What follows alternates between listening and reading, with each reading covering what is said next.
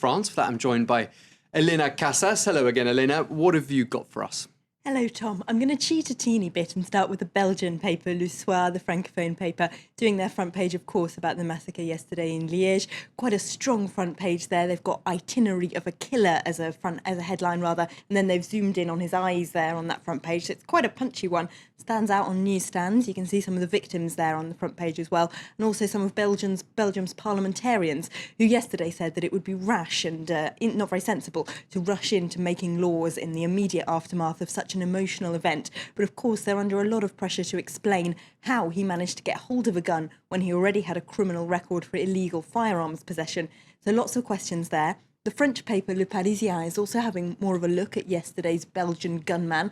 They say that apparently since he was released from prison in October 2010, after that illegal firearms possession sentence, he believed that the police were following him everywhere and believed they were harassing him and had kind of paranoid delusions, and that might be why he committed that crime yesterday.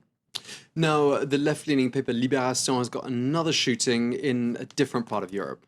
Yes, this is an interesting one. This is Italy that they're looking at today, what they call as soaring xenophobia. Now, what happened was that on Tuesday afternoon, around the same time as the massacre in Belgium, 2 Senegalese market traders were shot dead in Florence by a man who apparently wandered through the market shooting randomly at people. But they say it was a racially motivated attack. And according to the former left-wing mayor of Rome, Walter Veltroni, who they interview in that paper, he reckons it's part of a wave of xenophobia that's sweeping Italy. He blames the Berlusconi government for having encouraged this and points to some other recent incidents like a Roma camp that was burnt in Turin at the weekend after a false rumour of one of the residents having raped a local girl. And the paper asks if Italy is being suffused by a wave of xenophobia. So it's a quite worrying story. All right, there's a big story here in France we're all following in the news as well. The former French President Jacques Chirac is to get the verdict in his trial. He is indeed. Theoretically, Le Figaro reports, he could get 10 years in jail and a €150,000 fine. But it's immensely unlikely he'll be found guilty at all, they say in the paper, partly because he's old and not in great health, and as a result the judges might feel sorry for him, and also because the main plaintiff in the case, the city of Paris, who of course was where Jacques Chirac worked, he was mayor of Paris at the time of these events, he's alleged to have created dozens of fake jobs for his collaborators.